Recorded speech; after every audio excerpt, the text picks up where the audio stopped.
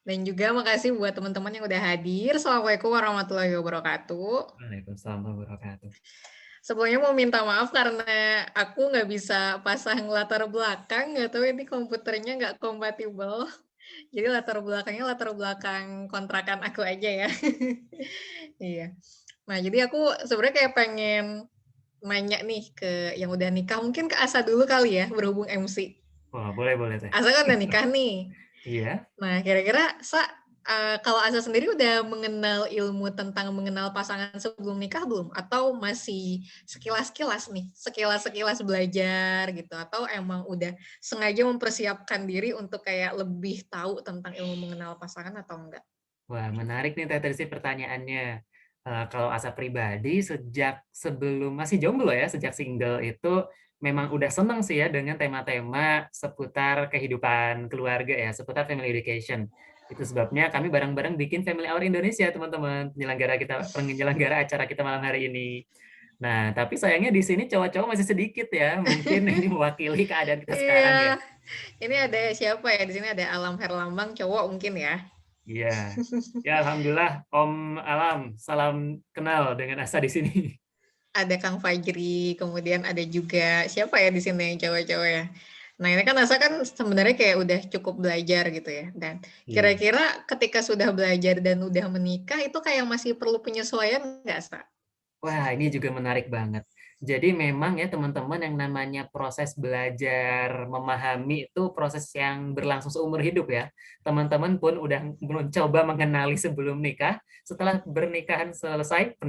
Setelah menikah teman-teman akan belajar banyak juga kayak gitu ya, mengenali pasangan. Jadi memang Teh, walaupun sudah memahami, mencoba memahami, mempelajari ilmunya, tetap akan selalu ada proses belajar ketika sudah menikah. Iya, bener banget.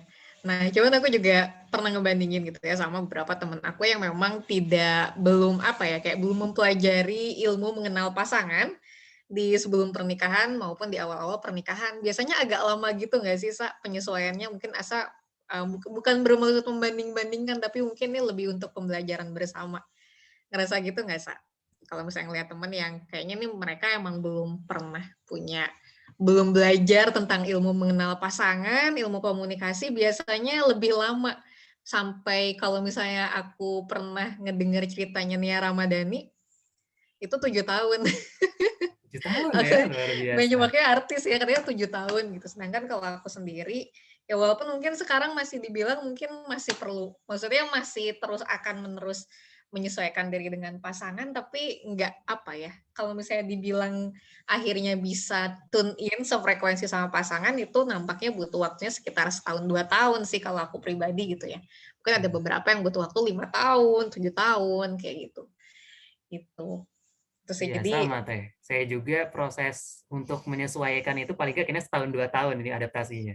setahun 2 tahun ya, Iya, jadi memang cenderung lebih cepet ya karena memang kita udah tahu ilmunya gitu. Jadi iya. maksudnya kan suka ada yang bilang kayak gini, oh ya udah yang namanya pernikahan itu ya pasti penyesuaiannya ya bakal lama atau enggak udah nggak usah terlalu ribet, banyak persiapan segala macem kan beda-beda gitu kan yang namanya dinamika pasangan. Padahal sebenarnya mungkin ada kayak semacam rumusan-rumusan universal yang teruji secara baik itu secara saintifik atau bahkan mungkin udah disarankan gitu ya sama Rasulullah atau kalau yang beragama Islam sama Rasulullah gitu kan ya. Terus juga di Quran juga mungkin ada kayak petunjuk-petunjuk gimana caranya supaya kayak mengkompakkan rumah tangga. Padahal itu sebenarnya kayak bisa kita pelajarin sehingga ketika kita menyesuaikan diri dengan pasangan, ketika sudah menikah itu lebih mudah gitu ya ketimbang ketika kita belum belajar apa-apa. Iya, benar. Itu. Dan itu Jadi kayak teman-teman Pamigo di sini udah berikhtiar ya untuk bisa memahami. Semoga nanti terakselerasi juga teman-teman di sini keilmuannya untuk mengenali pasangan jadi tidak heboh, tidak kaget ya dengan perilaku pasangannya di kemudian hari. iya iya amin. Oke. Nah aku pengen nanya ini nih ke halo. Tadi kayaknya ada yang bersuara. Aku pengen nanya ke perwakilan cowok sama cewek nih tentang apa sih, kenapa kok pengen ikutan webinar ini gitu. Mungkin dari perempuan dulu kali ya. Ada mungkin yang mau volunteer, pengen mengungkapkan kenapa sih kok aku tertarik banget nih ikutan webinar ini. Gitu. Mungkin ada yang mau jadi volunteer atau mau Mhm. mengungkapkan kesan kenapa kok kayak pengen nih ikutan webinar ini. Nah, kenapa teman-teman Famigo tuh ikutan? Alasannya apa sih? Wah, mungkin bisa di chat ya. Kalau teman-teman ada yang bisa ngetik, silahkan di chat. Boleh di chat juga. Kalau aku jadi peserta, Teh, mungkin aku pengen belajar itu biar nanti tidak kesulitan adaptasi, Teh. Kayak Oke, gitu. oke. Oh, tuh ada juga nih dari Famigo yang pengen speak up ya. Coba dari Kang Bagus Suryo Nugroho, boleh. Kenapa sih Wah, Kang ini Bagus dari pengen Kang ikutan? Bagus nih. Waduh, ini kenalan saya nih, Kang Bagus. Ya, Halo, halo, kenalan saya masuk juga suaranya? nih. Ya, masuk Halo. suaranya. Ya, sorry Teh, Kang, nggak bisa nyalain kamera, error dulu ini. Iya, tidak mengapa kok. Ya, jadi kenalin Bagus dari Bandung. Jadi alasannya tuh mirip kayak Kak saya, jadi suka mempelajari hal-hal terkait karakteristik seseorang ya. Terkait talent mapping juga, lagi mendalami hal itu juga. Dan karena sana itu konteksnya masih persiapan ya, masih persiapan menuju proses pernikahan juga, entah kapan nggak tahu. Dan merasa lebih tertarik untuk mempelajari persiapan dan apa yang bisa dilakukan bersama oleh calon pasangan kelak ketika sudah menikah ketimbang belajar tentang si nikahnya itu sendiri. Gitu gimana Teh? Karena kan kalau sendiri Belajar tentang persiapannya berarti ya? iya, karena kan biasanya kan banyak yang ya belajar tentang persiapannya lah, kurang lebih mungkin kayak gitu Teh Tristi. Oke, makasih Bagoes. Jadi emang harus Bagoes gitu ya nyebut namanya ya, Betul Bagoes. banget Teh, bagus. Oke, oke. Mantap, Kang Bagus. Oke. Kemudian satu lagi ya tadi ya perwakilan dari yang Ciwi mungkin dari Famigirl di sini Famigirl. Dari Teh Hesti di Bandung boleh Teh Hesti? Ya, boleh. Assalamualaikum warahmatullahi wabarakatuh. Sebenarnya saya tuh tahu apa sih acara ini tuh dari Instagram juga, ada temen yang nge-share. Nah, kalau saya gabung itu topik pertama kan di sini biar tahu gimana caranya eh, mengetahui karakter pasangan ini cocok atau enggak. Nah, ibaratnya kayak gini, kita tuh mau hidup sama orang buat selamanya gitu, insya Allah. Nah, masa sih kita mau milihnya tuh asal-asalan? Nah, saya tuh pengen tahu gimana sih trik-triknya atau enggak gimana sih cara kita tahu bahwa oh ternyata ini cocok sama kita, ternyata ini enggak cocok sama kita. Siapa tahu ternyata yang kita cuma suka-suka aja tapi dia ada karakter dari beliau yang enggak cocok dan kita nggak bisa menerima gitu. Nah, akhirnya kan nanti bakal jelek di akhir.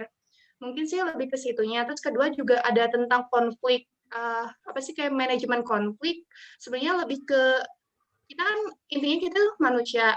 Nah, pasti ada satu kemungkinan untuk memiliki konflik. Nah, ketika kita tahu karakter ini, oh ternyata ketika kita tahu belajar ilmunya, kita akan sadar, oh ternyata kita sedang masa konflik nih dengan ciri-ciri seperti demikian. Nah, ketika dalam ciri-ciri yang demikian ini, ketika kita udah punya ilmunya, berarti oh ternyata kita harus seperti ini agar resultnya seperti itu mungkin. Oke. Ya, Siap. terima kasih Oke. Teh Hesti. Kayak Testi ini cukup mempelajari apa ya, mungkin kayak persiapan pernikahan seperti konflik, ciri-ciri konflik seperti apa, kemudian juga ciri-ciri ketika pas seperti apa, itu juga akan sedikit dibahas juga gitu ya, akan dibahas juga kurang lebih insya Allah. Paling kita mulai aja kali ya, Siap pemaparan Teh, dari aku. kita siap belajar. Oke, nah ini judulnya mengikuti request dari teman-teman Famigo mungkin ya dibilangnya, Family Hour. Review calon pasangan. Jadi sebenarnya kalau misalnya dibilang review calon pasangan, kan calon pasangan tiap-tiap dari teman-teman beda-beda ya. Pasangan teman-teman beda-beda. Jadi mungkin kayaknya aku tidak akan memaparkan review masing-masing orang bakal seperti apa gitu ya. Calon pasangan si ini seperti apa. Tapi mungkin lebih ke arah tools gitu ya. Gimana caranya kita kayak bisa mereview calon pasangan kita, kemudian review juga pasangan kita gitu ya ketika sudah menikah. Terus gimana cara kita kayak bisa membangun kekompakan. Gitu. Oke. Nah, jadi teman-teman, aku ingin sedikit bermain role playing. Bayangkan sejumlah kapal, jadi kayak teman-teman itu ceritanya itu mau berlayar dengan kapal. Jadi teman-teman masing-masing kayak punya kapal dan masing-masing kayak punya tim tersendiri. Gitu. Kira-kira ketika mau mulai berlayar, teman-teman itu apa sih yang perlu apa ya? Maksudnya apa yang akan teman-teman lakukan? Apakah lebih ke arah ya udah kita berlayar aja lah udah gitu. Kita berlayar terus nanti kita kayak pikirin strateginya ketika kita udah berlayar aja. Atau misalnya kita terus atau mungkin teman-teman kayak sama tim, terus habis itu buka peta, terus habis itu mau menuju kemana, atau lebih ke arah mastiin agar timnya kompak atau kayak gimana. Nah, kira-kira bakal melakukan apa ketika mau berlayar gitu bareng timnya. Mungkin ada yang mau berpendapat, boleh kalau misalnya via chat, kalau misalnya mau langsung juga oke. Silakan.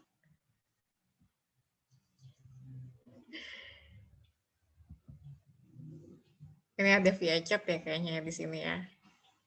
Ngecek kondisi kapalnya dulu, kemudian memastikan tujuan yang sama dengan kru lainnya. Kalau Asa gimana, Sa? Kira-kira apa yang bakal Asa lakukan gitu ketika mau berlayar bersama tim? Tujuan.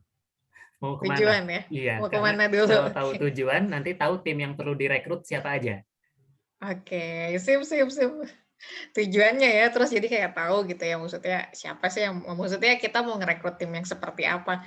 Kemudian ini juga menariknya dari Bagoes, nentuin hal yang bisa bikin ngehambat perjalanannya. Jadi udah kayak mikir tentang obstacle gitu ya, atau hambatan-hambatannya. Itu menarik sih, gitu. Itu juga bisa untuk diobrolkan gitu kan ya. Gitu. Kemudian kesepakatan tujuan dan persiapan konsumsi terpenuhi. Jadi lebih ke arah logistik ya, gitu. Menentukan tujuan, bagi peran sesuai kemampuan, dan cek amunisi. Tentuin waktu berlayar. Wah, ini menarik ya, maksudnya jawabannya. Dan bisa jadi ini kayak bisa jadi persiapan teman-teman ketika teman-teman mau berlayar, misalnya ke kemana ya, misalnya ke Hawaii gitu ya, mungkin ini bisa jadi referensi. Nah, kemudian di sini, sebentar. Nah, jadi kan kita akan berlayar bersama tim gitu ya, bareng-bareng. Nah, tentunya kita kayak perlu tahu dong karakter masing-masing seperti apa. Mereka jagonya pada di mana aja nih.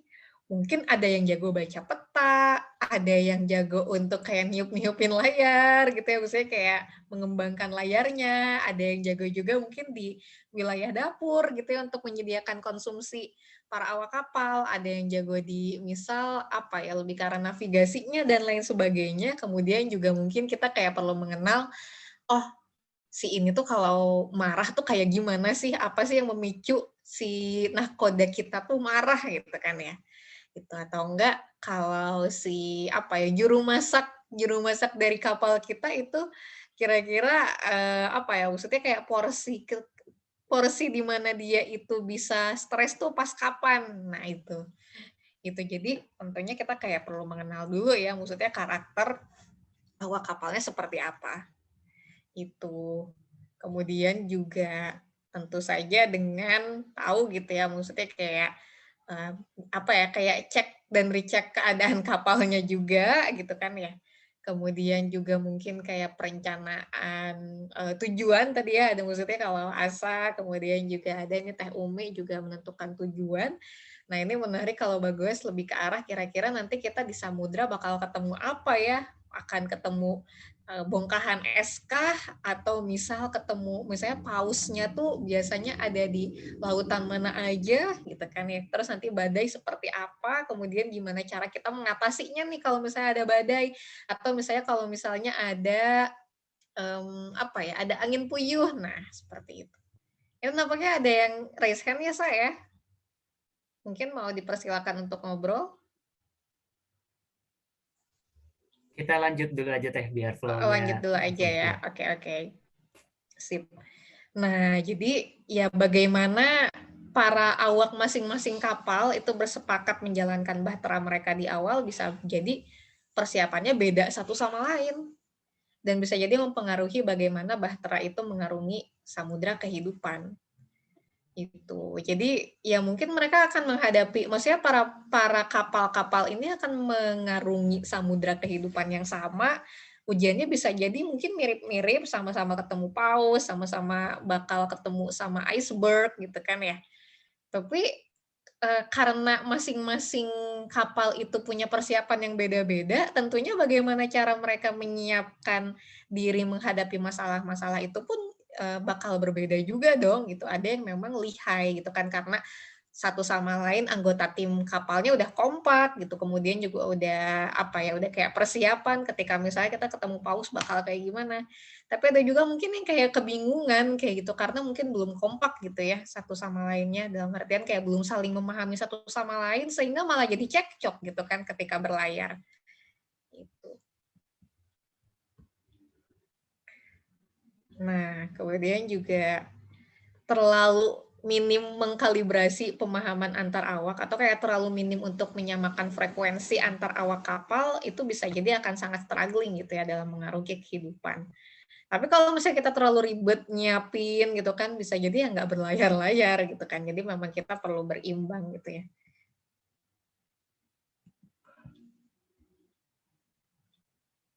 Itu. Jadi kan idealnya berimbang, kita menyamakan frekuensi, kemudian juga tadi menentukan tujuannya gitu kan ya. Ya mungkin ada orang-orang yang kayak lebih ajak ketika maksudnya menentukan tujuan apalagi sebagai seorang muslim tujuannya meraih ridho Allah ya gitu.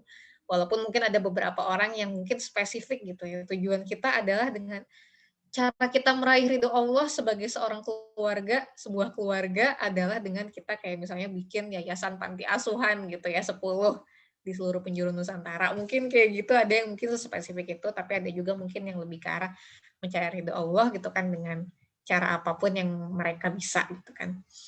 Itu atau juga ya selain menyamakan frekuensi juga tadi antisipasi terhadap badai-badai yang mungkin menerjang gitu kan ya. Itu. Jadi ya supaya nggak kaget gitu ketimbang memang kurang pol penyamaan frekuensinya sebelum berlayar gitu. Ketika memang kurang penyamaan frekuensi, kurang ngobrol, kemudian juga ketika sudah berlayar pun mungkin kayak perlu perlu kayak refresh lagi gitu kan untuk saling menyamakan frekuensi secara berkala sehingga ya maksudnya kompak terus.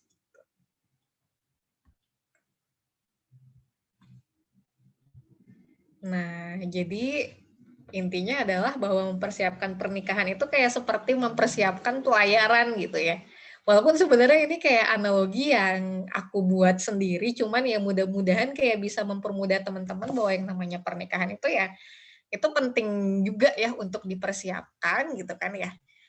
Nggak perlu yang terlalu yang ribet gitu kan ya. Walaupun sebenarnya itu kayak hak masing-masing gitu ya, hak masing-masing teman-teman untuk kayak misal ketika pas sebelum nikah pengen nanyain 100 pertanyaan nih kepada pasangan itu mangga-mangga aja gitu kan ya. Itu. Jadi tapi yang jelas kita sama-sama sepakat bahwa mempersiapkan diri untuk pernikahan, kemudian menyamakan frekuensi sebelum menikah dan sesudah menikah itu kayak adalah hal yang memang benar-benar krusial gitu ya dalam kehidupan kita. Di sini ada yang udah nikah dan mungkin kayak pengen sharing tentang pengalaman menyamakan frekuensinya mungkin. Ada yang udah nikah belum ya, Sa? Mungkin yang Asa kenal di sini. Wah, kurang tahu teh kalau Asa. Nah tuh ada tuh Tia. Oh iya, boleh. Mungkin mau share gimana maksudnya kayak strugglingnya untuk menyamakan frekuensi dengan pasangan. Tia itu Mutia, bukan? Iya benar, Mutia Fauzia. Udah nikah ya?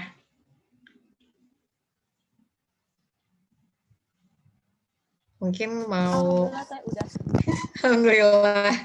Oke. Mungkin kayak mau share gitu, maksudnya gimana strugglingnya dalam menyamakan frekuensi, mengompakkan diri dengan pasangan gitu. Tips dan triknya. Mungkin ya kebanyakan orang kalau gini, kalau berpasangan itu kan harus saling melengkapi. Dan aku tuh pernah dengar kajian Ustadz tuh soal pasangan, bahwasanya untuk kalau untuk perempuan itu kan lebih mengutamakan perasaan ya, dominannya seperti itu. Kalau laki-laki lebih mengutamakan logika. Ya itu bagaimana kita harus bisa melengkapi dan mengerti satu sama lain. Makanya akan terciptanya pernikahan yang sakinah, yang bisa menimbulkan ketentraman, kecocokan, seperti itu. Ya aku masih belajar juga, menikah belum lama, sama kayak Kang Asa lah, nggak jauh. Gitu aja teh. Oke, sip. Aku juga belum lama nikah, mungkin aku baru 2,5 tahunan ya, 2 tahun lebih, jadi kayak muda juga, tapi mudah-mudahan kayak bisa apa ya, maksudnya apa-apa yang aku alami bisa jadi suatu pembelajaran tersendiri juga ya buat teman-teman. Kalau aku sendiri mungkin ketika ditanya apakah cukup mempersiapkan, makasih sebelumnya Mutia atas share-nya gitu ya. Jadi mungkin inti yang aku tangkap dari Mutia itu lebih ke arah bahwa perbedaan masing-masing itu untuk saling melengkapi ya gitu ya, bukan sesuatu hal yang dipertentangkan satu sama lain gitu. Kalau aku pribadi mungkin aku berpikir bahwa aku kurang mendalami ilmu, sebenarnya aku mungkin mendalami gitu ya, mendalami ilmu tentang bagaimana berkomunikasi dengan pasangan gitu ya sebelum aku menikah, cuman ngerasa kayak masih belum terlalu banyak kayak gitu ya. Walaupun mungkin kalau dibandingin sama teman-teman yang lain, aku kayak bersyukur banget gitu ya dapat ilmu tentang gimana cara kompak sama pasangan gitu kan ya. Itu jadi itu kayak ngebantu aku banget. Nah, ini gimana sih cara kita bisa menyamakan frekuensi untuk membentuk solid ground gitu ya, atau landasan yang kuat dengan pasangan saat menikah nanti. Nah, ini aku merumuskan dari hasil observasi dan juga pengalaman pribadi. Mungkin yang pertama tadi ya, mirip-mirip seperti apa kata Mutia, bahwa tiap orang punya kelebihan dan kekurangan. Bahwa yang namanya perempuan itu, walaupun mungkin ada laki-laki juga gitu yang memang emosional, ada gitu ya, perempuan juga ada yang memang logik gitu. Ya, maksudnya orang yang logik pun itu ya ada kelebihan dan kekurangannya gitu. Jadi tiap-tiap sifat dari kita itu kayak pedang bermata dua gitu ya, koin bermata dua. Jadi ketika kita bisa menempatkan dengan baik, ya itu kita akan produktif. Tapi kalau misalnya kita tidak bisa tempatkan dengan baik, itu akan destruktif gitu kan ya.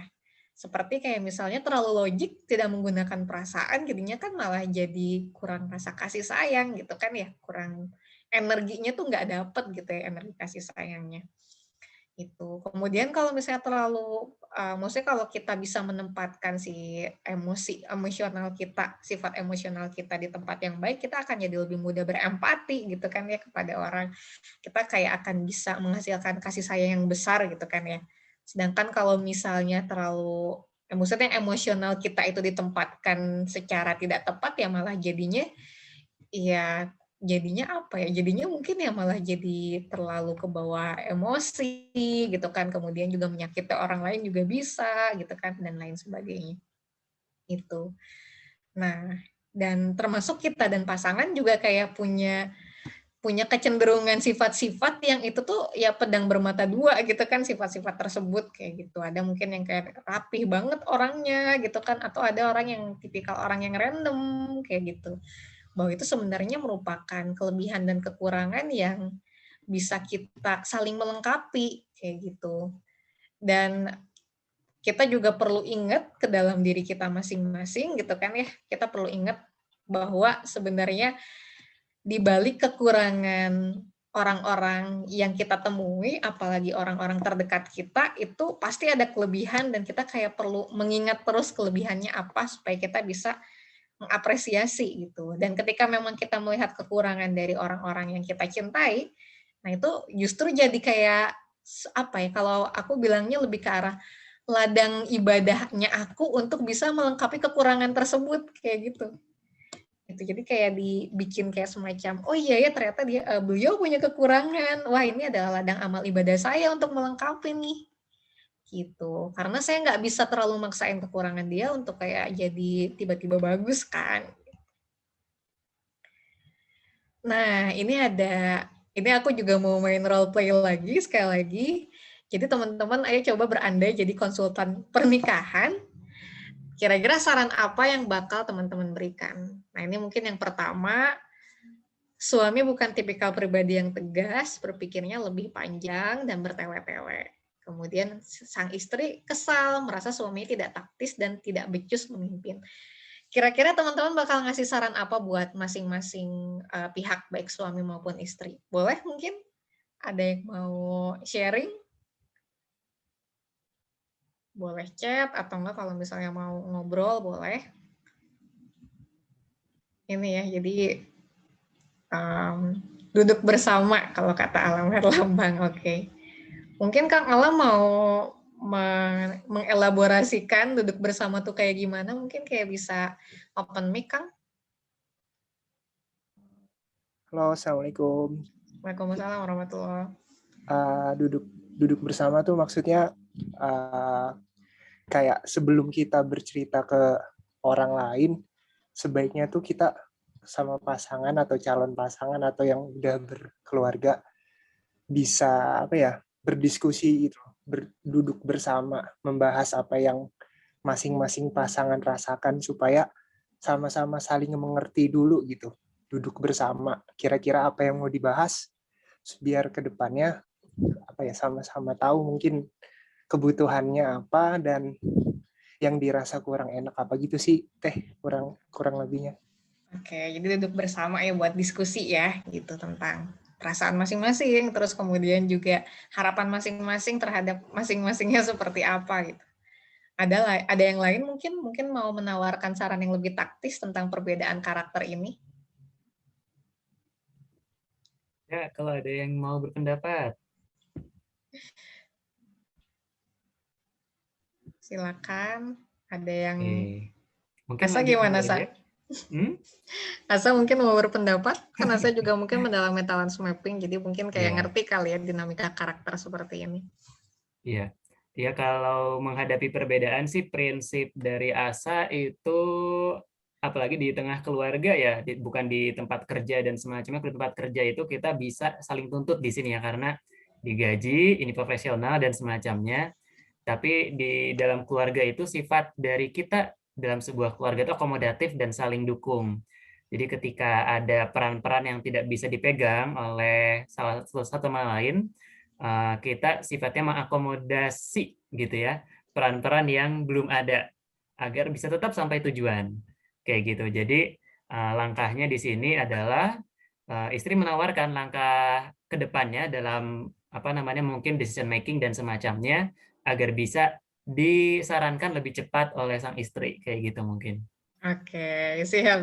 Iya, jadi istri mungkin terlihat lebih ini ya, lebih taktis gitu ya, lebih kayak pengen, ayo dong, maksudnya maksudnya suami kamu harus lebih tegas dan taktis memutuskan sesuatu gitu. Kan kita juga kayak tidak bisa memaksakan karakter maksudnya ada mungkin ya ada beberapa kasus teman-teman cowok kita itu memang bukan tipikal yang tegas gitu ya, langsung berpikir taktis gitu dan emang cepat mengambil keputusan. Ya barangkali ada teman-teman cowok kita yang memang lebih berpikirnya tuh lebih panjang, kemudian juga mungkin tidak terbiasa untuk tegas gitu kan ya. Nah, cuman mungkin karena kita punya bayang-bayang, oh iya suami kan adalah pemimpin, jadi dia harus tegas gitu, dia harus bla bla bla bla gitu kan. Padahal sebenarnya tiap orang ya punya titik lemahnya masing-masing gitu kan ya.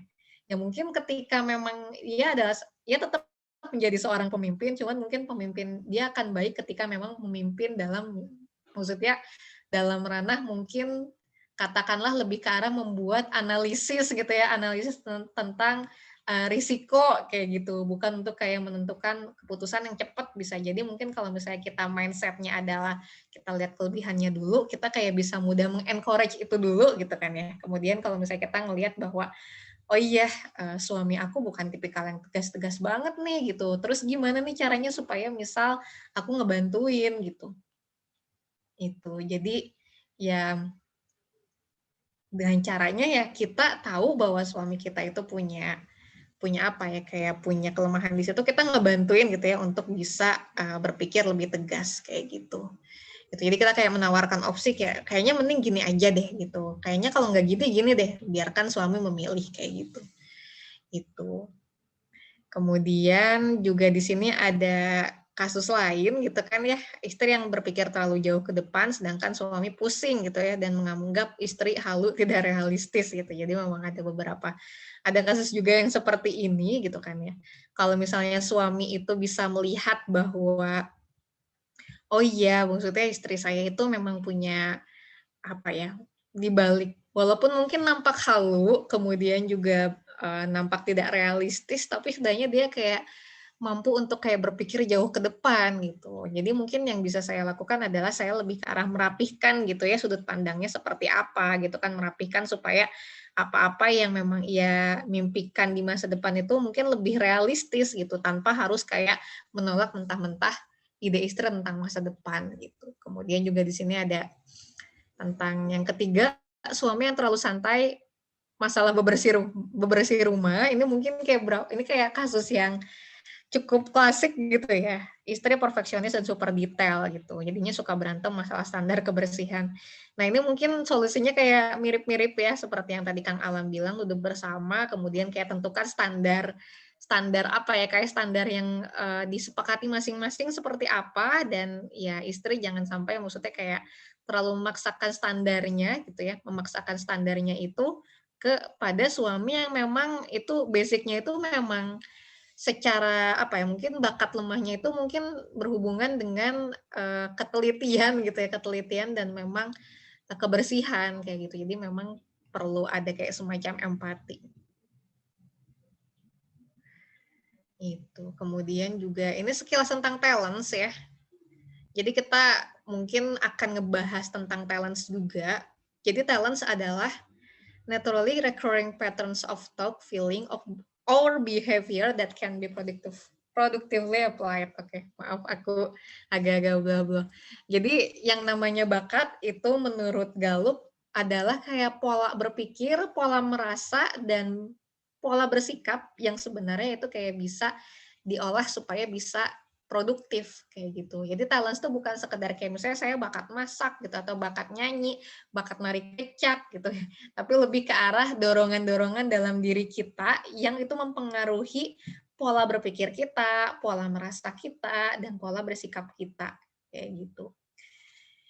Itu sih. Dan tiap-tiap orang itu, ini kalau menurut Gallup, penelitian Gallup, kita masing-masing orang itu punya 34 talents dalam diri kita, tapi susunannya beda-beda satu sama lain. Itu. Dan semakin rendah susunannya, semakin rendah berarti ke 34 itu semakin lemah, dan semakin tinggi itu semakin kuat dalam diri kita. Itu sih. Ini tadi udah ya. Nah, jadi semakin bertambah usia, urutan talents itu akan semakin terkristalisasi. Oleh karena itu, bakal sulit banget untuk memforsir kelemahan seseorang menghasilkan performa yang excellent. Kayak misal gitu ya, tadi gitu, misalnya suami sama istri punya standar kebersihan yang beda, kemudian karena istri itu tipikal orang yang kayak suka bersih-bersih gitu kan, terus juga perfeksionis, detail, dan lain sebagainya, akhirnya menuntut suaminya untuk seperti itu juga. Padahal dari segi track record mungkin pengasuhannya gitu kan ya dia tidak terbiasa dengan standar kebersihan yang terlalu rapih kayak gitu kan ya. Gitu. Jadi ya ketika kita memforsir seseorang yang punya kelemahan di bidang tersebut, ya itu ya apa ya, jadi akan menyiksa dia juga gitu, dan malah jadi bikin stres kayak gitu kan ya, dan malah jadi menghabiskan energi dia, dan akhirnya dia pun jadi lupa untuk mengembangkan kekuatannya gitu kan, karena terlalu fokus untuk membuat bakat lemahnya itu menjadi sedemikian perfect gitu. Jadi mari saling berbagi kekuatan dan melengkapi kekurangan masing-masing.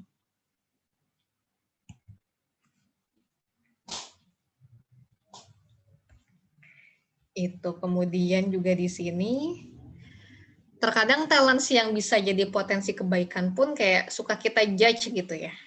Maksudnya kita ngelihat bahwa itu tuh kayak sifat yang jelek, tapi sebenarnya itu kayak bisa diolah untuk menjadi suatu kelebihan. Kayak misalnya mungkin kita ngelihat gitu ya, ada seseorang yang, kamu kok orangnya gerasa-gerusu sih, kayak buru-buru banget.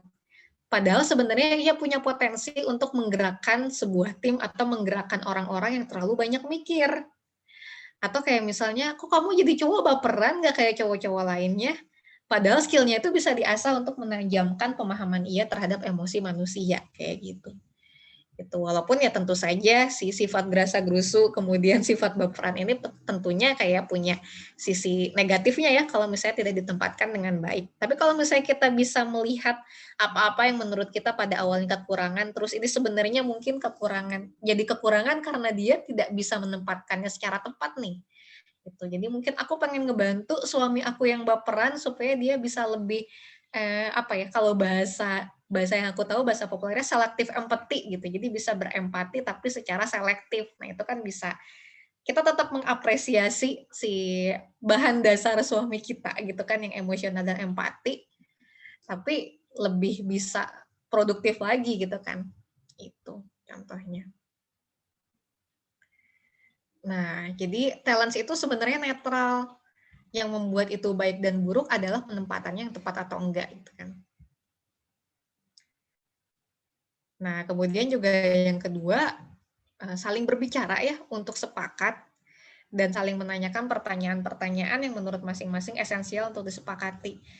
Nah, ini sebenarnya bagusnya ketika sebelum menikah dibicarakan gitu ya, supaya nanti ketika menikah itu kayak nggak banyak cekcok gitu, nggak banyak kayak nggak banyak ada drama-drama rumah tangga. Tapi kalau misalnya mau diobrolin setelah nikah pun ya nggak apa-apa gitu, karena banyak kesepakatan-kesepakatan yang baru tersepakati dalam rumah tangga saya itu ketika memang kita sudah menikah kayak gitu.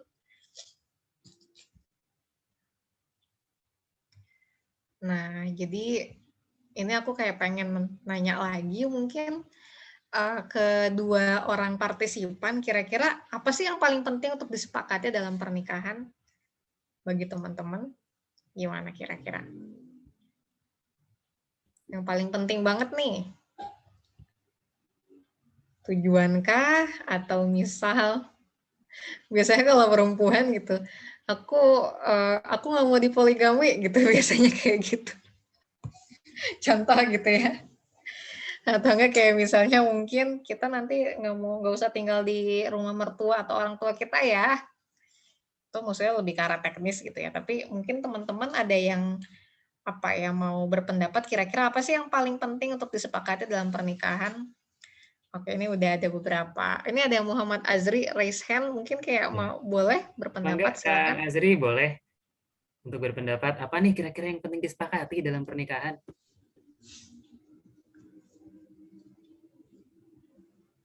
Gimana Kak Azri? Apa kepencet? Oh, unmute dulu. Mungkin kayak bisa dibantu unmute Kang Azrinya. Harus dari sana, tidak bisa. Oh gitu. Iya. Nah, sudah. Halo. Oh Ya, iya. halo Kang Azri, mangga. Oh iya, Kang Sa. Ya, assalamualaikum warahmatullahi wabarakatuh. Waalaikumsalam warahmatullahi wabarakatuh. Ya sebenarnya ini sih lebih kepada tahu batasan dan penempatan dari masing-masing dua individu sih. Jadi kalau udah tahu posisi masing-masing dari dua individu ini harusnya aman. Karena syariat juga sudah menjelaskan itu. Karena problematika rumah tangga di mana-mana itu nggak ada guidance sebenarnya. Kadang begini. Saya belum menikah, cuma saya banyak melihat ya hal-hal begitulah. Nah, ketika keluarga tanpa guidance itu ya oke ya. Halo, nah karena keluarga nggak ada guidance yang kalau kita karena sebagai Muslim kita tentu pakai Quran kan gitu. Tapi kalau zaman era postmodern sekarang ya banyak yang kehilangan arah kan. Bahkan tidak tahu penempatan dirinya. Istri malah switching side position dengan jadi suami atau suami switching side jadi istri gitu kan. Nah, kita harus balik lagi nih ke guidance-nya sebenarnya. Jadi tapi ikhtiarnya kan harus dengan metodological yang empiris lah ya Teh ya. Tapi intinya kita udah tahu kita pakai guidance dari mana gitu.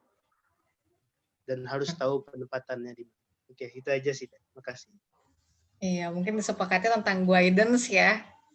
Guidance apa sih yang mau dipakai gitu. Itu sih, dan mungkin kayak variasi masing-masing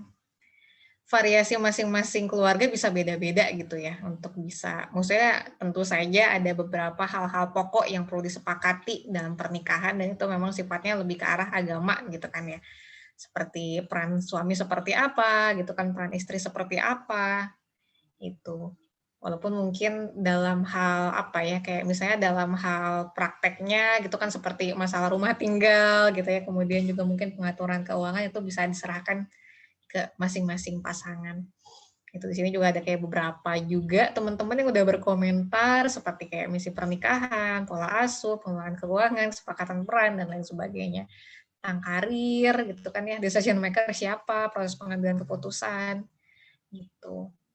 Terus juga tentang luka pengasuhan yang belum sembuh. Nah, itu juga menurutku penting gitu ya, karena setidaknya ada satu rumah tangga yang aku tahu.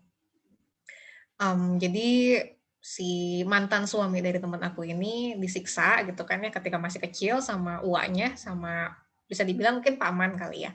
Kemudian ketika menikah dengan temanku itu rutin melakukan KDRT dan si mantan suami teman aku ini nggak mau ke psikolog gitu. Dan akhirnya mereka bercerai setelah bertahun-tahun, berbelas tahun itu di KDRT kayak gitu sih.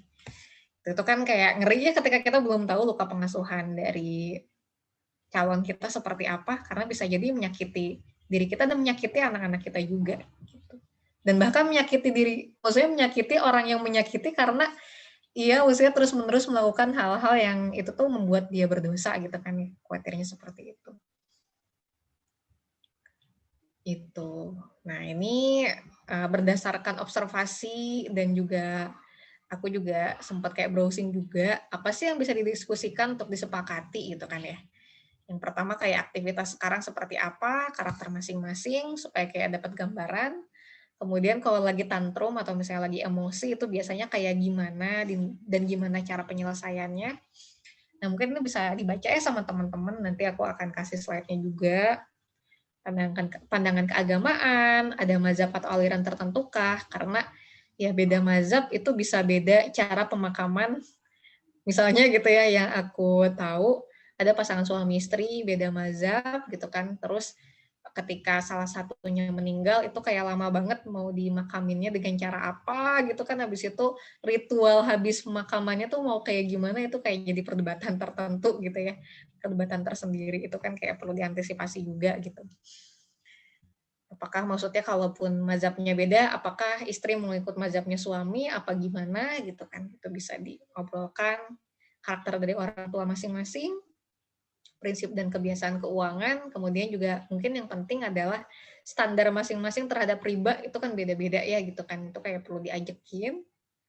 Kemudian harapan dari keluarga masing-masing, kondisi dan riwayat kesehatan masing-masing. Nah, kemudian juga tentang ini ya, kalau ini lebih ke arah pertanyaan-pertanyaan yang sifatnya mungkin future to the future gitu ya, kayak tentang bentuk keluarga seperti apa, value dasarnya seperti apa, pola pengasuhan seperti apa. Kemudian juga kayak prefer tinggal di kota mana, atau mau tinggal dengan orang tua atau enggak. Nanti mau kerja apa gitu ya, baik mungkin laki-laki maupun perempuan, apakah mungkin istrinya boleh bekerja atau enggak gitu, atau gimana gitu. Kemudian apakah laki-laki berkehendak untuk berpoligami atau tidak. Nah itu juga mungkin bisa ditanyain juga gitu kan ya. Pandangan pihak perempuan terhadap poligami gimana, dan ini menurutku cukup penting karena ini suka terjadi ya dalam pernikahan yang setidaknya yang aku tahu gitu kan ya. Ya kalau misalnya nanti muncul ketertarikan dengan lawan jenis setelah menikah, itu bagaimana penyelesaiannya gitu.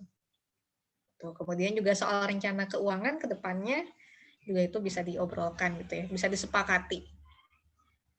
Itu. Jadi ketika memang sebelum menikah gitu ya, kemudian kita ngobrol dulu gitu ya sebelum memutuskan, kayak misalnya, aduh udah keburu naksir nih sama dia, yaudah deh aku ini deh nikah aja, nggak usah terlalu banyak ribet gitu. Tapi setelah nikah ternyata banyak banget yang tidak sepakat gitu kan ya. Atau misal kita kayak langsung nolak gitu, aduh enggak deh aku nggak mau sama dia, soalnya dia misalnya jelek, bukan jelek ya, maksudnya kayak aduh ini fisiknya kayaknya kurang nih gitu ya, baik laki-laki maupun perempuan gitu kan ya. Adalah sebenarnya ketika kita ngobrol itu ternyata banyak kecocokan dan banyak hal-hal yang bikin kita nyambung gitu ya satu sama lain.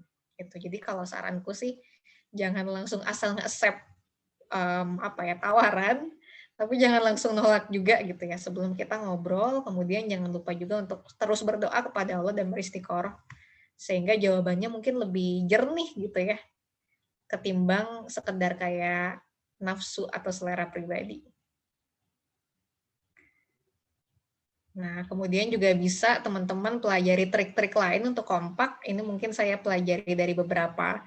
Mostly ini dari The Gottman Institute. Jadi The Gottman Institute ini merupakan lembaga penelitian yang biasa meneliti tentang pasangan. Kayak misalnya ini kira-kira pasangan yang itu bertahan bertahun-tahun lamanya itu apa sih rumusnya? Jadi mereka kayak suka melakukan penelitian. Itu kemudian coba, yang pertama itu yang saya coba terapkan dalam kehidupan berumah tangga, itu belajar mengkritik dengan baik, bukan menghakimi dan merendahkan. Ada, kalau kata istilah teman saya itu I method, jadi lebih menekankan apa yang saya rasakan ketimbang saya menuduh pasangan saya. Jadi rumusnya adalah feeling, event, sama hope.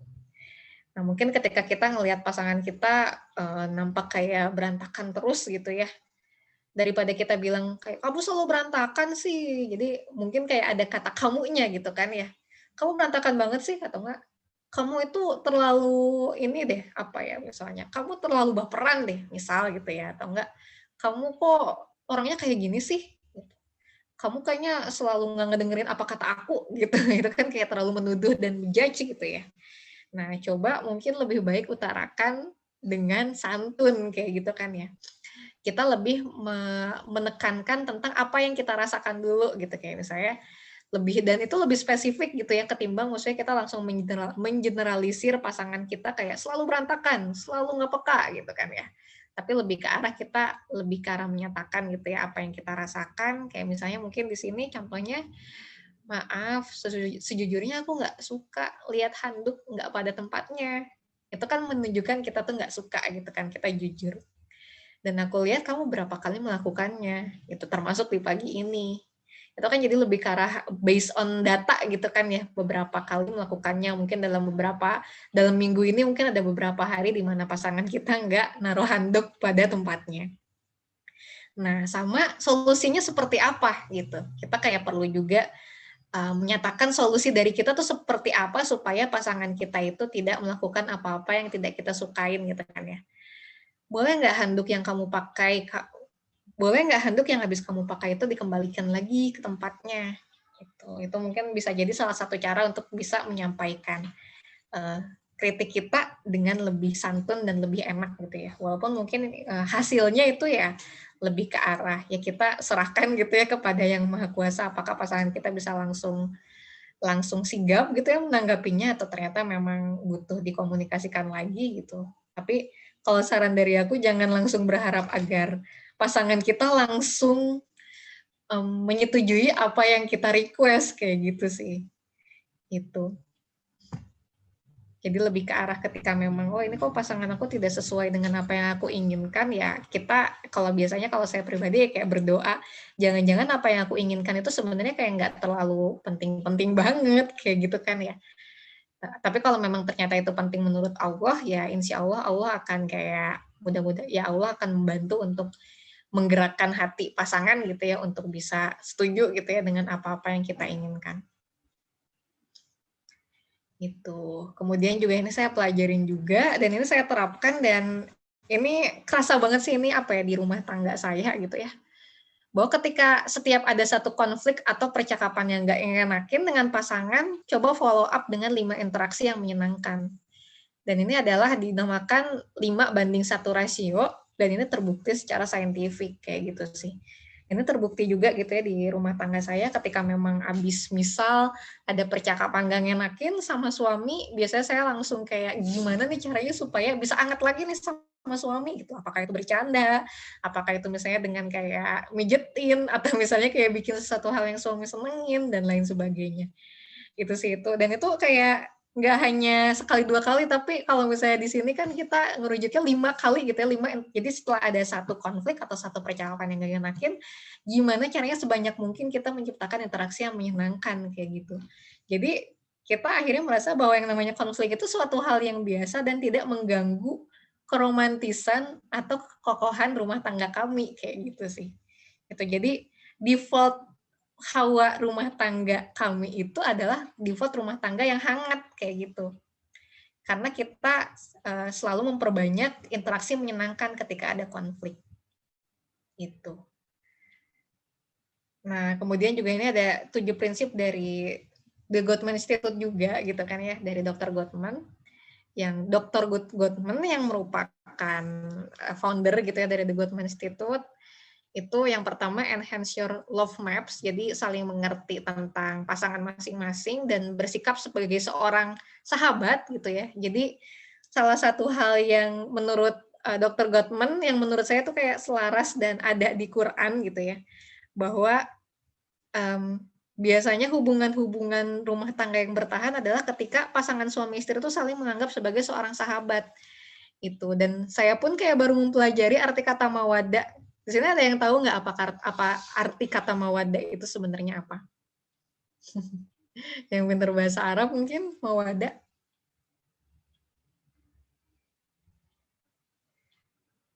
Oke. Nah, jadi mawaddah itu kalau misalnya saya ngelihat di Quran, itu biasanya berkaitan dengan rasa persahabatan. Persahabatan, kemudian juga misalnya kayak persaudaraan, kayak gitu. Kalau misalnya saya ngelihat kata mawaddah dan turunan-turunannya kayak wudan gitu kan ya. Itu jadi berkaitan dengan rasa kasih sayang yang itu identik dengan persahabatan kayak gitu. Itu sih yang saya tahu. Kalau mawaddah, persahabatan, persaudaraan gitu. Kalau misalnya saya baca Quran terus ngelihat artinya gitu kan per kata, mawaddah tuh ya tadi mungkin bonding ya kalau menurut Kang Azri. Jadi memang kayak bonding di antara misalnya ketika sama-sama suka Persib gitu kan ya. Sama-sama suka Persija, itu kan si rasa kasih sayang bondingnya tuh kuat gitu ya. Itu contohnya kayak gitu. Atau enggak sebagai seorang sahabat ya tentunya kita punya apa ya mungkin bonding yang kuat gitu ya. Dan kita saling mengerti satu sama lain, kemudian kita mungkin lebih mudah untuk bercanda dan lain sebagainya. Kemudian yang kedua itu nurture fondness and admiration, jadi jangan malu-malu untuk mengapresiasi pasangan kayak gitu. Karena dengan kita mudah untuk membiasakan mengapresiasi pasangan, kita kayak menciptakan suasana rumah tangga yang hangat gitu. Dan ketika memang ada konflik, itu tidak akan terlalu mengganggu kekokohan rumah tangga kita, karena memang aura rumah tangga kita ya hangat, kayak gitu kan ya. Itu. Kemudian juga yang ketiga, ketika memang lagi stres, coba untuk saling bersandar pada satu sama lain, kayak gitu kan. Sehingga ya partner kita adalah tempat kita untuk kayak saling bersandar gitu ya, dan kita pun bisa jadi tempat bersandarnya partner kita.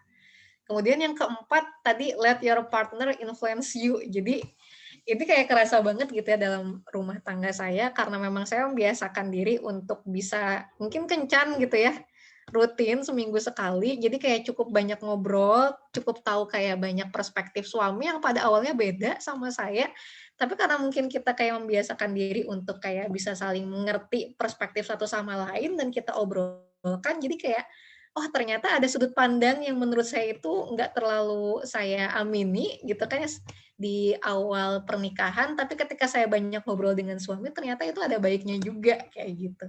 Selama itu mungkin tidak bertentangan dengan value dasar gitu ya. Itu jadi mungkin ketika ada mungkin yang standar kebersihan rumah tangganya mungkin akhirnya standar rumah apa ya kayak standar kebersihan rumah tangganya mungkin akhirnya tidak terlalu perfeksionis dulu karena mungkin ya akhirnya bisa terinfluence gitu ya sama suaminya. Kalau misalnya terlalu perfect banget mungkin jadinya malah jadi bikin stres ke satu sama lain, kemudian juga mungkin malah jadi anak jadi kayak susah untuk kayak bereksplorasi, bisa jadi seperti itu kan. Itu. Kemudian juga solve your solvable problem. Jadi kalau pasangan itu ya tentunya punya permasalahan, tapi pasangan yang berjangka panjang, maksudnya pasangan yang memang itu bertahan, itu ya mereka menyelesaikan permasalahan-permasalahan yang memang itu mereka bisa selesaikan. Tapi kalau misalnya ada kayak permasalahan yang mungkin kayak apa ya, mungkin kayak semacam, tadi mungkinnya kayak beda hobi gitu kan ya, mungkin yang bisa jadi awalnya mungkin jadi permasalahan itu, oh ya udahlah itu mah kayak permasalahan, itu mah perbedaan yang memang kita tidak perlu terlalu banyak ungkit-ungkit kayak gitu. Itu. Kemudian juga di sini overcome gridlock. Jadi ya memang ya ada beberapa hal yang mungkin mentok gitu ya kita bicarakan dengan pasangan dan kita mungkin kayak lebih memilih untuk menghindarinya gitu. Kayak misalnya mungkin tujuan kedepannya seperti apa nih pendidikan anak kita gitu. Akhirnya mungkin kayak mentok akhirnya, tapi itu jadi kayak semacam batu-batu yang kayak selalu menjadi menu dari pertentangan di rumah tangga. Nah itu kayak aku sendiri kayak maksudnya kayak nemuin, oh ini kayaknya kerikil yang itu suka sering dibahas deh dalam komunikasi aku dan suami gitu kan ya. Nah coba maksudnya diobrolkan kira-kira solusinya seperti apa nih kesepakatannya gitu. Jadi memang ya perlu ada pengorbanan gitu ya dari masing-masing supaya kayak bisa cari titik tengahnya seperti apa. Kemudian di sini adalah create shared meaning yang ketujuh gitu kan ya. Jadi memang punya rutinitas atau ritual-ritual yang memang itu bisa meningkatkan hubungan dengan pasangan. Ya bisa itu misalnya dengan mengerjakan hobi bareng. Kalau misalnya Rasulullah itu dengan misal balap kuda gitu ya, balap kuda dengan Aisyah gitu kan ya, Aisyah radhiyallahu anha, atau misalnya dengan bercanda dengan istrinya gitu kan ya. Kalau saya mungkin dengan ngedate, terus juga mungkin dengan traveling juga dengan suami gitu.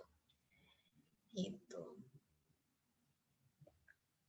Nah, itu sekian dari aku. Mangga silakan kalau misalnya ada yang mau diskusi, ada yang mau bertanya, saya serahkan kembali kepada Asa. Mohon maaf jika ada kesalahan dan banyak kekurangan. Assalamualaikum warahmatullahi wabarakatuh. Waalaikumsalam warahmatullahi wabarakatuh. Terima kasih banyak Teh Tristi untuk materinya selama 1 jam ke belakang tadi, menarik banget ya. Saya jadi kenal ada tokoh namanya Om John Gottman tadi ya, baru tahu ada pakar namanya John Gottman. Nah, kemudian alhamdulillah, jadi malam hari ini kita sudah mendengarkan materinya bersama-sama. Dan kita akan lanjutkan ke sesi tanya jawab ya teman-teman terkait kegiatan malam hari ini. Mangga kepada Akang Famigo Akang Teteh Famigo yang hendak bertanya dipersilakan. Sudah ada 1 orang di sini yang mengangkat tangan. Kang Muhammad Azri. Oke, kita persilakan dulu kepada yang sudah mengacungkan tangan. Kepada Kang Muhammad Azri dipersilakan untuk bertanya.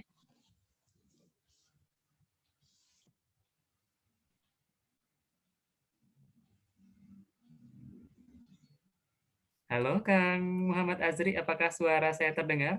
Oh, unmute benar. Kayaknya harus Terima kasih banyak Kang Muhammad Azri, sorry. Oh iya, emang bukan admin jadinya nggak bisa sendiri. Ya lupa, terakhir masih dimatiin tadi ya. Iya. Oke, mungkin gini Teh, mungkin Teteh tahu ini apa namanya psikoanalis gitu ya, Profesor Jordan Peterson mungkin tahu ya Teh. Nggak tahu tuh, belum tahu, baru dengar. Gimana? Profesor Jordan Peterson tuh dia nanti ada searching aja, dia terkenal banget, dia banyak debate tentang macam-macam lah. Jadi dari sisi psikoanalis, dia emang psikoanalis dan practical clinical psychologist juga. Dan beberapa bukunya bagus sih, dan nggak harus bahas tentang family, dia banyak bahas tentang sosial masyarakat sebenarnya. Cuma dari sisi barat. Tapi satu hal yang mau saya highlight, mungkin ini berhubungan juga dengan kita kalau mau perbaiki kondisi keluarga, dari mana ya kok kayaknya kaum muslimin ini tidak ini ya, scattered around gitu ya. Tapi dari beliau itu ada satu insight, yakni metafornya clean your room first before you judging the world gitu. Maksudnya sebelum kita keluar mencari apapun itu ya, termasuk jodoh ya, kita harus clean our room lah. Maksudnya ini metafor sih Teh. Sebenarnya kita kalau belum cleaning ourselves secara itu ya, yang penting order gitu ya diri. Gimana kita mau mendapatkan atau orang ingin understand kita lebih order juga gitu. Nah, sebenarnya di Quran ternyata juga ada sebenarnya hal-hal yang dibawa oleh Barat sebenarnya. Cuma mereka secara empiris dan metodological kok bisa gitu nge-breakdown itu. Padahal value itu udah ada di Quran kan sebenarnya. Dan kita masih mencari-cari di luar dari itu gitu loh. Padahal tuh pertaliannya balik lagi ke Quran lagi, nilai-nilai. Nah, yang mau saya tanyakan tuh sebenarnya atau yang saya diskusikan, kalau kita berpikiran seperti metafor tadi, kita nggak akan bergerak-gerak untuk mencari atau berusaha gitu teh. Maksudnya apakah ini rangkaian memperbaiki diri itu rangkaian seri apa rangkaian paralel gitu teh. Jadi kita mencoba untuk mencari dulu atau kita nunggu sampai sempurna, padahal sebenarnya standar sempurna tuh bias gitu di masyarakat. Nah itu teh sebenarnya. Karena kalau kita bilang, oh saya ingin mencari standar seperti ini, standar pasangan seperti ini, padahal sebenarnya standar itu tidak ada gitu. Itu tuh bias, unconscious bias gitu sebenarnya. Dan di dunia akademik itu juga banyak sebenarnya unconscious bias itu. Kita bikin setup standar seperti ini. Apalagi kita bikin tense mapping gitu kan, itu kan sebenarnya, apalagi kayak kita ngomong matrix Bayes kan, itu kan sebenarnya ada bias-biasnya juga gitu kan. Jadi ya, saya bukan bilang oh semuanya bias, tidak. Tapi kadang kalau kita nge-set up standar itu dengan kacamata kita sendiri, itu kadang agak gimana gitu deh. Tapi kalau kita tidak bergerak, tidak trial and error, kita juga ya self-paralyzed gitu. Jadi itu aja. Ya, teman-teman teh. Minta insight-nya nih. Iya, sip. Mau ditampung dulu apa gimana nih, Sa? Enggak, langsung aja teh dijawab terlebih dahulu. Jadi lebih ke arah tadi ya, maksudnya kalau nggak salah pernah denger Jordan Peterson, kayak baru inget, jadi ada temen yang akhirnya dia mau menikah ketika nonton video YouTube-nya Jordan Peterson tentang menikah, kalau nggak salah. Iya, gitu. Ya. Itu. Cuma sayangnya beliau dari dia banyak mengambil value psychological analysis itu dari Bible masalah. Dari Bible ya. Ya, tapi masalahnya sebenarnya itu fenomena kayak gitu karena dia mendefend Christianity dari orang-orang ateis sama agnostik di Barat gitu, karena mengkhawatirkan. Cuma kan ya kita kan punya yang lebih lengkap lah. Iya, sip. Oke. Tadi ngelihat Hanifah, istrinya Asa. Assalamualaikum Hanifah.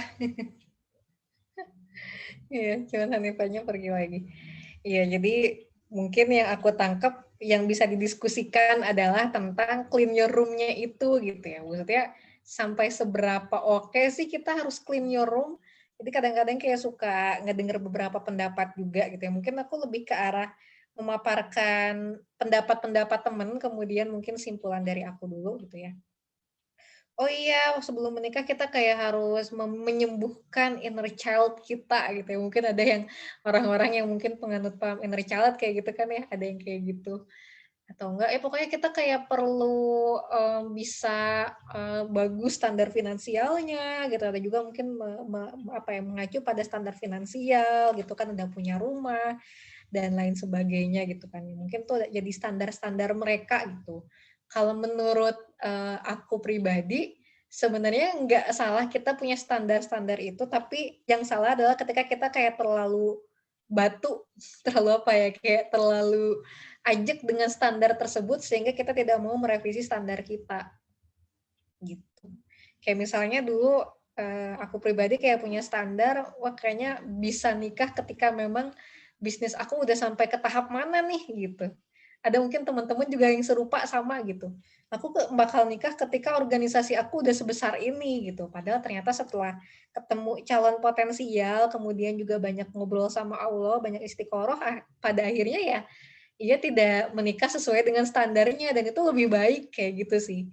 Gitu. Jadi ya mungkin ada beberapa orang yang memang mungkin butuh disembuhkan secara psikologis gitu kan mentalnya, dan merasa bahwa wah ini kayaknya aku merasa butuh untuk tidak menikah dulu nih gitu kan, supaya si psikologis aku lebih siap. Ya silakan saja gitu ya, coba dikomunikasikan kepada Allah gitu, apakah keputusan kita untuk misal clean our room itu gitu dalam sampai tahapan tahapan sekian tuh itu merupakan yang diridhoin Allah atau enggak, diistiqorohin, dan ketika memang nanti ya maksudnya minta petunjuk ke Allah gitu ya.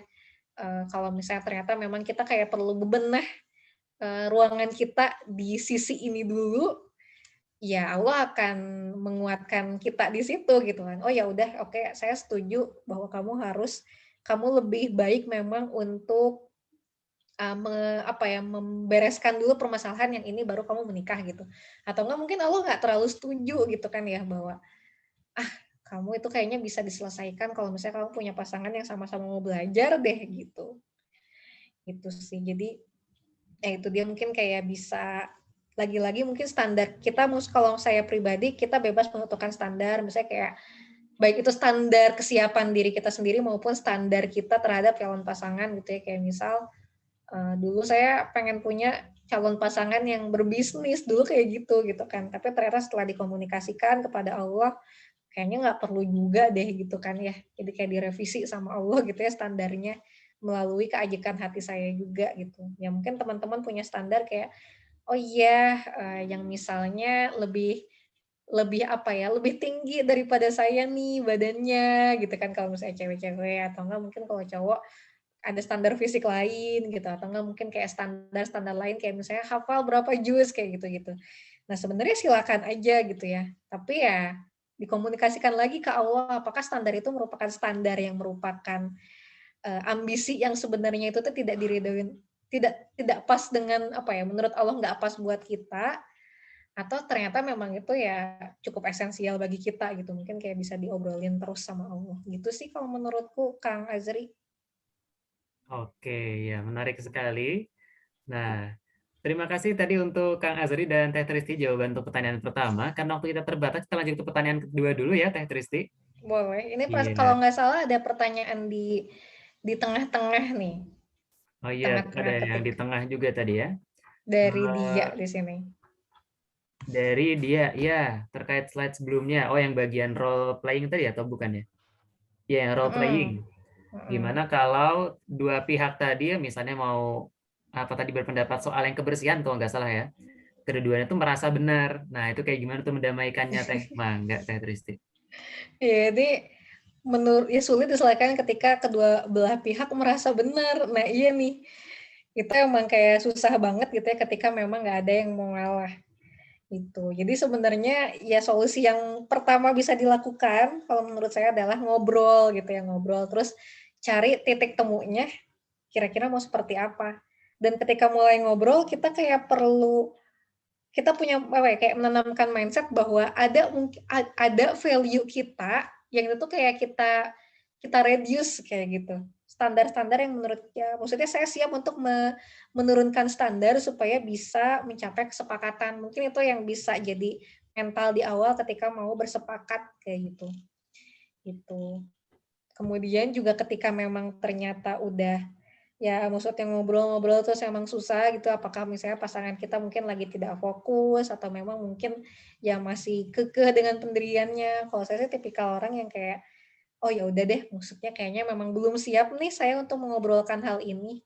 Saya titip di doa aja deh supaya ketika memang apa yang saya perjuangkan itu benar, maka Allah merubah hati pasangan saya, bukan menggerakkan hati pasangan saya untuk setuju dengan apa yang saya bawa. Tapi ternyata kalau misalnya saya yang salah, ya tolong gerakan hati saya untuk saya lebih sepakat dengan apa yang suami saya percayai kayak gitu. Itu sih. Jadi memang ya pertama itu ya punya mindset ketika mau diskusi bahwa ya kita akan bersepakat akan sesuatu, maka mungkin ada beberapa standar kita yang perlu kita korbankan ya untuk mencapai kesepakatan. Selama itu mungkin tidak menodai value utama ya gitu ya. Terus yang kedua ya ketika memang mentok, biasanya saya kayak nggak akan maksain intens untuk misalnya berdebat terus-menerus gitu ya, tapi lebih ke arah menyerahkan kepada Allah gitu ya, untuk menggerakkan hati kita masing-masing supaya kita kayak muncul titik kesepakatannya di mana. Itu Oke, sih. ya. Terima kasih Teh Tristi untuk jawabannya. Ini mungkin pertanyaan terakhir kita di malam hari ini, satu lagi karena waktu kita sangat terbatas di sini. Sebelumnya tadi ada yang angkat tangan, Kang Adam. Apakah Kang Adam masih hendak bertanya? Ya, Kang. Oke, mangga. Kepada Kang Adam dipersilakan. Izin bertanya teh mengenai untuk proses awal perkenalan teh kan di dalam agama itu ada konsep tertentu dan di kehidupan realita pun terkadang ada kita yang tidak menggunakan aturan. Nah, yang ingin saya tanyakan adalah pernah saya mencoba dengan konteks bahasanya ta'aruf lah. Tapi di sisi lain kok belum dapat gitu untuk supaya tahu lebih dalam dari si perempuannya itu atau calon yang akan saya dekati supaya lebih dekat dan lebih tahu lagi tentang kepribadiannya. Tapi pas coba saya ingin dengan cara berpacaran, di sisi lain saya jadi rada-rada takut karena takutnya itu sayanya yang tidak bisa ngejaga gitu ya, kan namanya juga manusia ya. Ingin saya tanyakan adalah bagaimana teh untuk batasan kita terus supaya pengen tahu tetapi tetap ada batasan yang emang dari kitanya enak, terus si calonnya pun enak. Karena kan kalau kita melihat konteksnya agama berarti ta'aruf untuk hari ini itu sangat-sangat bias karena tidak ada perbedaan yang jelas antara ta'aruf dengan pacaran di konteks hari ini. Mungkin itu teh coba bisa lebih diluruskan gitu ya supaya pas kita kenalan itu emang tahu gitu. Oh, ini nih calon yang pas gitu loh. Oke. Ya kan? Siap. Oke. Iya. Pertanyaan yang menarik, Tristi, mangga dipersilakan. Oke, Kak Adam. Iya, jadi ya alhamdulillah kalau proses saya sama suami bisa dibilang ta'aruf, walaupun kita udah mengenal, cuman mungkin kayak apa ya, teman. Jadi maksudnya kita udah saling kenal, walaupun gak deket-deket banget, tapi tetap aja kayak butuh ta'aruf gitu ya. Jadi memang kita pakai proses ta'aruf dan ya kami akhirnya kayak ngobrol aja gitu ya, ngobrol biasa sebagai seorang teman, tapi diperantarai kayak gitu. Jadi mungkin yang ngebedain antara ta'aruf sama pacaran ada yang menjadi perantara mungkin pertama itu ya. Itu. Terus yang kedua kalau nggak salah ini ya punten kalau misalnya ada yang lebih paham ya soal fikih munakahat. Yang kedua itu rentang waktunya tidak dilama-lamakan ya kalau nggak salah. Jadi kayak jelas gitu ya. Seperti apa mau sampai kapan nih ngobrolnya gitu kan ya dan lain sebagainya. Jadi saya juga beberapa kali menangani proses ta'aruf dari kedua teman saya sebenarnya. Itu tuh ya saya biarkan mereka untuk ngobrol, tapi ngobrolnya ya memang ketahuan gitu sama diri saya sendiri. Maksudnya ngobrolnya ketahuan sama saya, kayak gitu sih. Itu. Jadi ya mereka akhirnya ngobrol sebagai seorang teman gitu kan ya. Mereka menanyakan apa-apa yang perlu mereka tanyakan. Terus kalau pas zaman dulu sebelum corona mungkin saya sama suami nemenin calon pasangan yang kita ta'arufkan gitu ya. Saya ngobrol di kafe, kemudian mereka menanyakan tentang karakter masing-masing seperti apa, kayak gitu. Terus bahkan mungkin hal-hal yang sifatnya mungkin aktivitas masing-masing seperti apa. Jadi kayak mungkin ngobrol sama teman tapi diperantarai kayak gitu. Itu sih. Jadi mungkin selama ini mungkin mindset kita terhadap ta'aruf tuh lebih ke arah tukeran CV terus habis itu ya udah gitu ya langsung ngobrolin tentang pernikahan gitu. Nah, takutnya kan jadi takut soalnya kan pernah deket sama cewek tuh pasti gituin teh emang jadi mundur si ceweknya teh takutnya aliran apa cenah takutnya kayak gitu. Iya berarti mungkin ya perempuannya ya perlu dikasih pemahaman tentang ta'aruf tapi kalau misalnya nggak mau dikasih pemahaman tentang ta'aruf ya kan berarti kan udah ketahuan bahwa oh dia ternyata belum open minded kayak gitu kan ya bisa jadi seperti itu. Gitu. Jadi mungkin kayak disamakan dulu perspektif ta'arufnya gitu. Ta'aruf tuh bukan sekedar kayak tukeran CV kemudian habis itu langsung nikah gitu ya. Ya mungkin ada yang seperti itu kalau memang udah dikasih keyakinan sama Allah gitu. Tapi mungkin ada beberapa yang memang kayak butuh banyak ngobrol dulu gitu kan ya. Banyak ngobrol, terus maksudnya saling mengenal keadaan masing-masing seperti apa. Menanyakan pertanyaan-pertanyaan yang mungkin tadi bisa pakai pertanyaan yang tadi gitu ya saya paparkan gitu. Tapi mungkin ya diperantarai gitu kan ya. Itu. Nah, itu bisa jadi sebuah cara juga gitu ya sebelum ya satu sama lain ya langsung menuju ke pernikahan kayak gitu. Ya, kemudian juga sebenarnya ketika pas proses ta'aruf itu mungkin apakah kaku banget juga sebenarnya enggak gitu ya. Maksudnya kita ya bercanda gitu, tapi ada yang mengawasi, maksudnya ada yang nemenin gitu ya bercandanya nggak hanya 2 orang aja kayak gitu.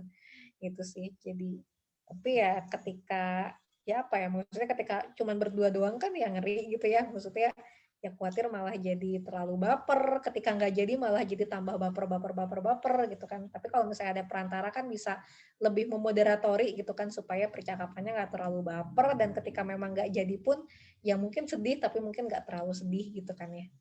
Gitu. Selain juga menghindari kemungkinan apa namanya, mendekati zina kayak gitu. Gitu mungkin kalau dari aku. Iya. Terima kasih Teh Tristi dan Kang Adam ya untuk pertanyaannya dan juga jawabannya. Ini menarik banget ya. Saya sebagai tim Family Hour jadi kepikiran kayaknya habis ini kita perlu bikin tutorial ta'aruf kayaknya ya. Biar teman-teman semua yang bingung itu pada tahu gimana caranya kayak gitu ya. Sama nanti Kang Adam ya kasih tahu ke calonnya jangan langsung ayo ta'aruf bisiwe dikiranya aliran apa gitu ya. Ngomongnya pakai bahasa yang mudah dulu. Abdi teh hayang gitu ya dan semacamnya gitu misalnya. Iya, mungkin kayak, ayo kita berkomunikasi sebelum menikah gitu, bahasanya mungkin rada-rada Menarik ya. dikerenin gitu Tema ya. kita berikutnya Family Hour ya. Komunikasi pranikah. Menarik. Jadi udah dapat ide-ide banyak nih ya dari pertanyaan teman-teman semua. Alhamdulillah. Ya teman-teman Famigo, nggak kerasa ya udah pukul 21.13 malam hari ini. Senang banget rasanya nih asal bisa berjumpa dengan teman-teman semua, tapi waktu kita terbatas dan kami di sini tim Family Hour nggak pengen waktu bersama keluarga teman-teman juga habis ikutan training malam hari ini. Jadinya karena sesi kita untuk sesi materi dan tanya jawab sudah selesai, habis ini kita akan sesi foto bersama teman-teman semua. Kita akan foto keluarga, iya mangga. Kepada Akang, Teteh, Famigo, Sadayana yang bisa ikut serta foto bersama, yuk boleh foto bareng. Nah, pengen tahu ini wajahnya mana aja, mana yang wajah-wajah single, mana yang wajah-wajah sudah couple di sini. Yuk mari kita aminkan bersama, ada 81 orang di sini. Kita aminkan bersama teman-teman semua yang ada di sini, semoga yang belum apa namanya menemukan pasangannya segera dipertemukan. Nggak perlu segera juga nggak masalah ya. Yang penting bertemu dengan pasangan yang tepat. Nah, amin. Aminnya biasanya paling semangat kayak gini ya. Kemudian yang kedua, teman-teman sudah berkeluarga juga semoga tetap bisa menjaga keharmonisan rumah tangga sampai ke surga. Amin. Ya, sudah mulai berkumpul semuanya 76 orang. Oh, tadi yang 4 orang yang live kayaknya udah mendoakan, alhamdulillah. Sudah ada 75 orang di sini. Dihitung sampai 5 ya, kita akan foto bersama. 1, 2, 3, 4. Ya, pasang pose terbaik. 5. Oke, coba dicek dulu ya fotonya. Jangan-jangan ada yang merem. Ya, sekali lagi ya teman-teman untuk foto bersamanya. Dihitung sampai 3. 1, 2, 3. Iya, udah cocok jadi mamang-mamang Jonas ya. Alhamdulillah. Ya teman-teman, alhamdulillah ya malam hari ini kegiatan kita untuk sesi materi sudah selesai. Terima kasih banyak untuk Teh Tristi waktunya dan kesempatannya untuk berbagi ilmu kepada kita semua. Semoga teman-teman bisa menggali lebih jauh ya. Mau ngomongin sesuatu itu. Oh iya benar. Ya, mangga Teh Tristi untuk closing statement boleh kepada Teh Tristi. Dipersilakan. Iya, jadi untuk bulan Ramadan ini aku ingin kayak semacam apa ya, mungkin menciptakan amal sosial aku nih gitu ya di bulan Ramadan nanti. Jadi kepada teman-teman yang udah menyimak dari awal sampai akhir, mungkin nanti bisa bikin resume. Resumenya di Instagram aja ya. Instagram kan medsos sejuta umat gitu ya. Bikin resume, kemudian coba di tag gitu ya, aku dan juga Family Hour.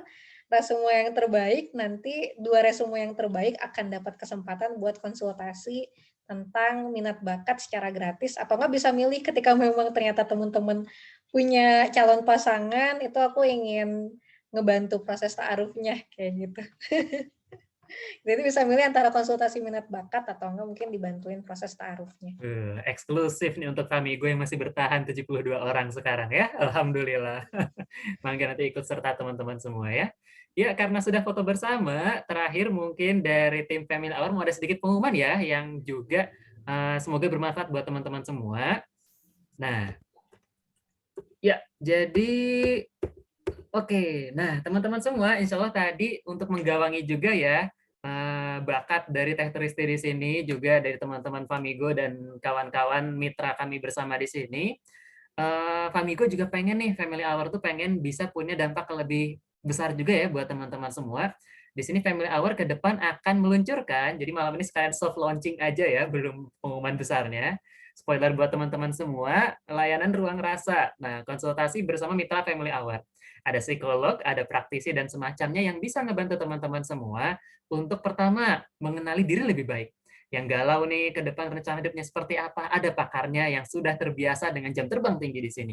Yang kedua, talent mapping, yang nggak tahu bakatnya apa, merasa salah jurusan, pengen murtad dari jurusannya mungkin gitu ya. Udah mentalak 3 jurusannya. Nah, silahkan nanti konsultasikan sebelum talak 3 jurusannya ke talent mapping di ruang rasa. Yang ketiga, relationship connection ya, di sini bersama dengan Teh Tristi salah satunya, kita akan memfasilitasi teman-teman Famigo untuk bisa menggali lebih jauh gimana caranya mencocokkan diri dengan pasangan dan membina keluarga yang harmonis bersama-sama. Asik, kayak gitu ya.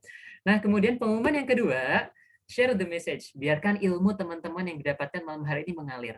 Jadi jangan berhenti sampai di teman-teman aja. Silahkan teman-teman bikin reviewnya, bebas formatnya seperti apa. Nanti tag Family Hour dan Teh Tristi, Family Hour akan repost karya teman-teman, biar yang lain tahu, biar manfaat kegiatan malam hari ini bisa dirasakan oleh yang lainnya.